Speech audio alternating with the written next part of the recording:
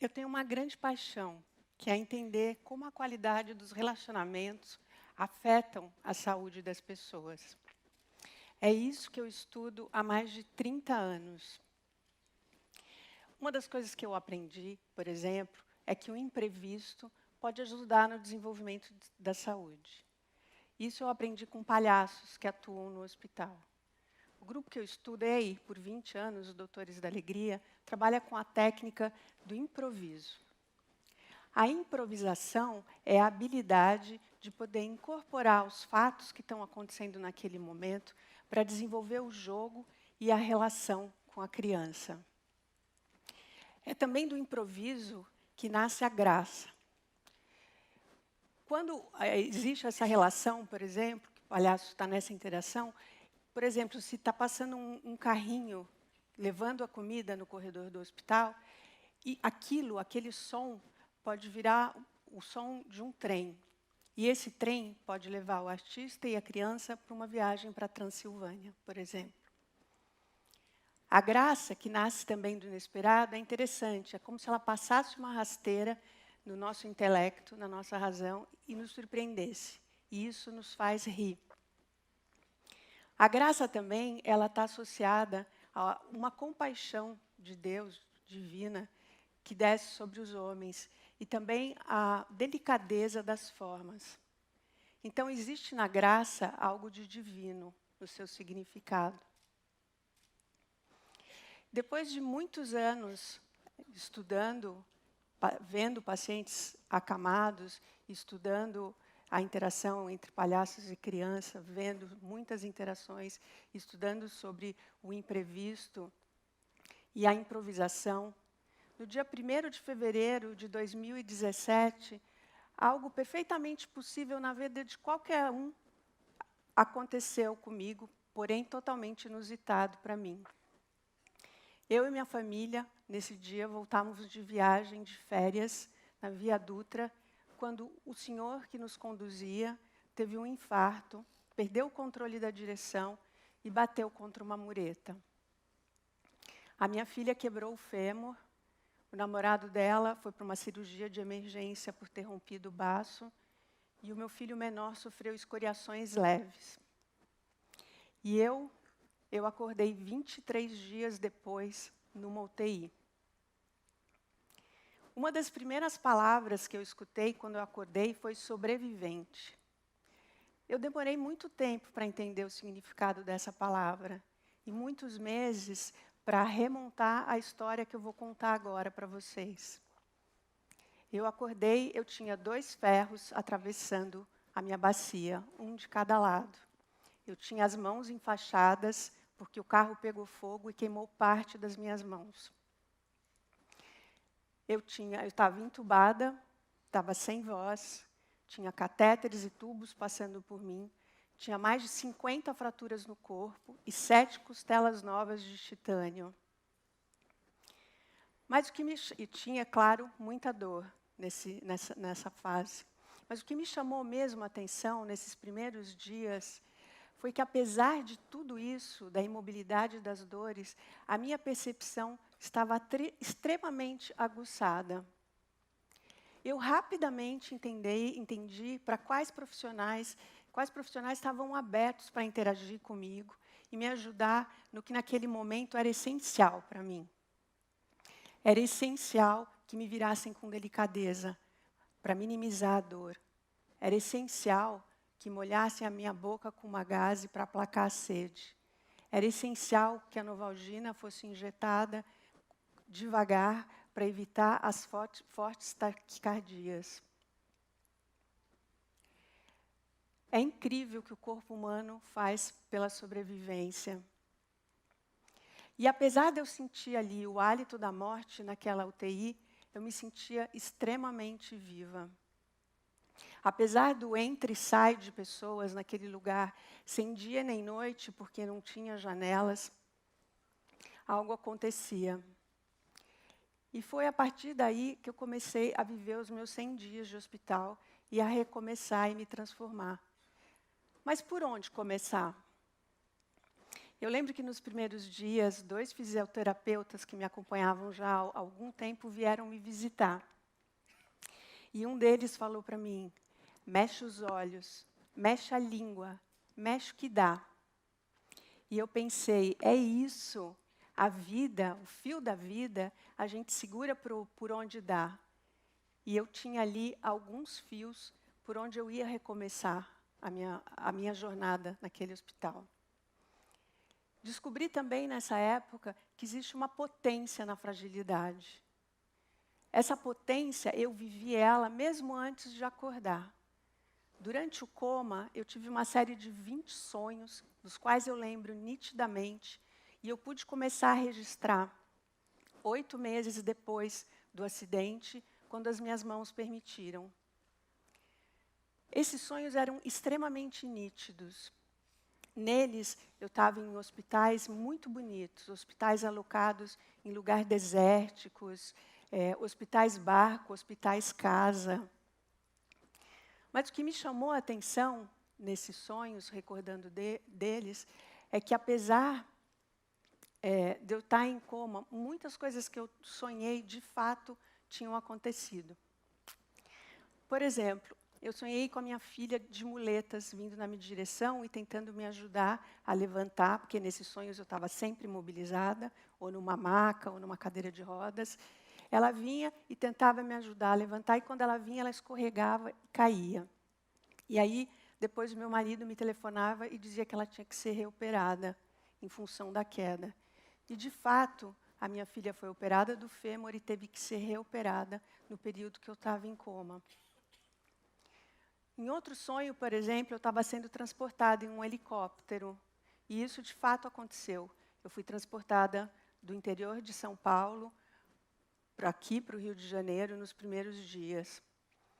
Em outro sonho, eu estava sendo conduzida para fazer uma cirurgia e meu marido me contava que meu filho tinha queimado as mãos. Na verdade, eu tinha queimado as mãos, eu fiz várias cirurgias, uma delas para amputar parte dos dedos da mão. Que força é essa que se manifestava, apesar da imobilidade, né? Existem várias explicações para esses sonhos, em fontes de conhecimentos diferentes. Mas o que eu queria ressaltar aqui, o que é importante para mim, é contar que esses sonhos me ajudaram no momento que eu acordei, ajudaram na minha recuperação, ajudaram, por exemplo, a eu escutar com uma certa serenidade a história que meu marido me contou logo que eu acordei. Então foi assim, com essa força da fragilidade, que eu comecei a viver os primeiros dias no hospital. Hoje, eu refletindo sobre essa experiência e pensando nessa questão da força da fragilidade, eu entendi que, apesar de eu ser psicóloga, trabalhar muitos anos vendo pacientes hospitalizados, existia em mim uma certa dó diante deles, uma certa comiseração. Eu deixei isso embora. Larguei isso e comecei a entender a força que existia nessa fragilidade. Hoje eu diria para pessoas que cuidam dos seus pacientes, não se enganem pela aparência deles. Talvez eles podem estar muito mais vivos do que você imagina. Cabe a nós puxar o fio de vida para ajudá-los na recuperação. Bom, vivendo os primeiros dias do hospital, o que acontece? Que coisas eu aprendi? A primeira coisa que você perde quando você está no hospital é o pudor. O pudor não serve a nada. As pessoas entram e saem, precisam fazer procedimentos em você, precisam te desnudar, precisam lutar pela sua vida. Então, adeus ao pudor. Eu também tive que mudar completamente a ordem, as prioridades na minha vida. Logo que eu acordei, uma voz gritava dentro de mim, eu me perguntava, mas como eu não estou do lado dos meus filhos para cuidar deles nesse momento? Mas eu comecei a entender que eu tinha que focar em mim e na minha recuperação para poder estar novamente do lado deles. Outra coisa que acontece no hospital é que o tempo tem mais tempo. Ali, imobilizada, eu tinha mais tempo para o que acontecia. E muitas pessoas que estavam dispostas à interação também tinham mais tempo. O tempo se dilata. Pessoas que eu jamais imaginei vieram me visitar e ficar comigo. Abriram tempo no tempo delas para poder estar ali. E isso faz com que a minha memória se povoe de lembranças muito boas do hospital. Diante de uma situação trágica, podem se abrir momentos de extrema beleza. Eu nunca vou esquecer, por exemplo, o primeiro banho que eu tomei no hospital, depois de 4 meses sendo banhada no leito, e eu pude sentir a água escorrendo em mim, do chuveiro, de cadeiras de roda, e isso era delicioso, eu dava gritos de felicidade. Assim como nos últimos dias, quando me levaram para uma área externa do hospital e eu podia sentir a brisa roçando a minha pele. Pequenos acontecimentos ganhavam uma outra dimensão. Poder estar aqui agora, conversando com vocês, é muito especial.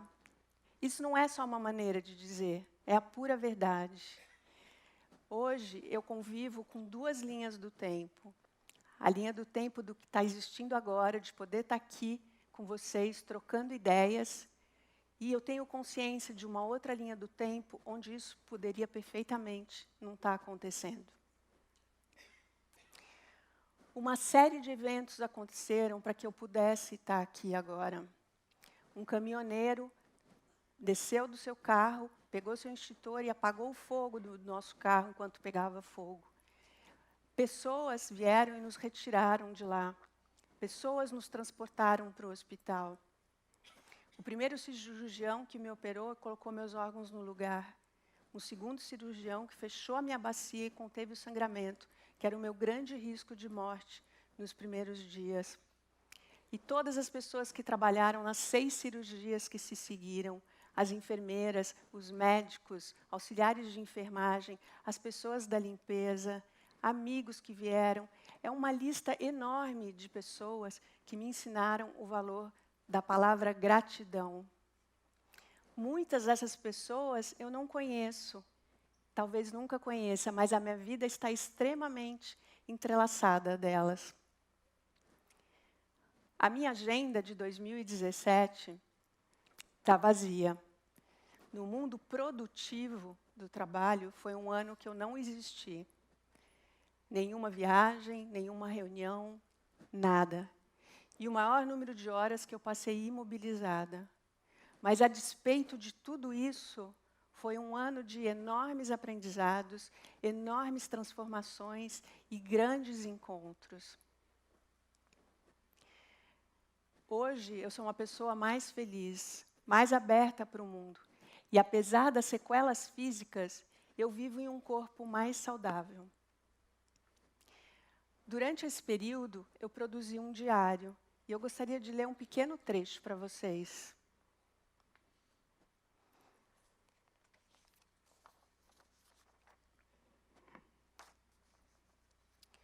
Um dia,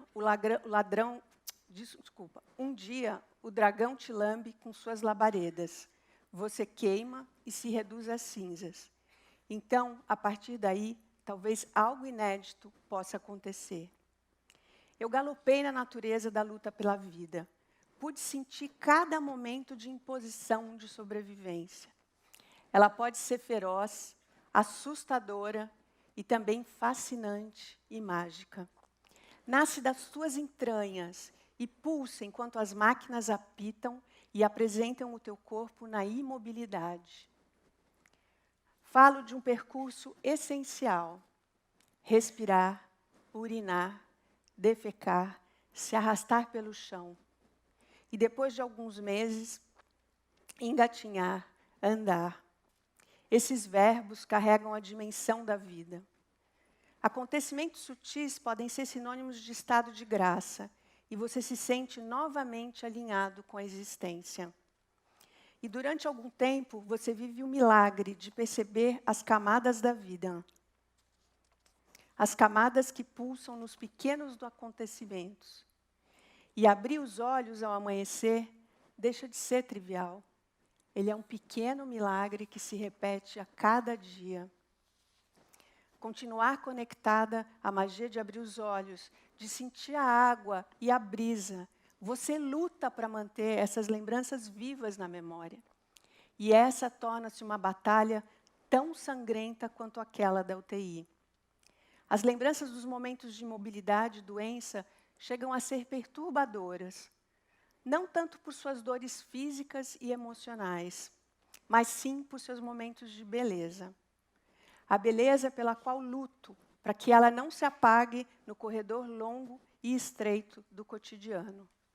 Muito obrigado por me ajudarem a não esquecer.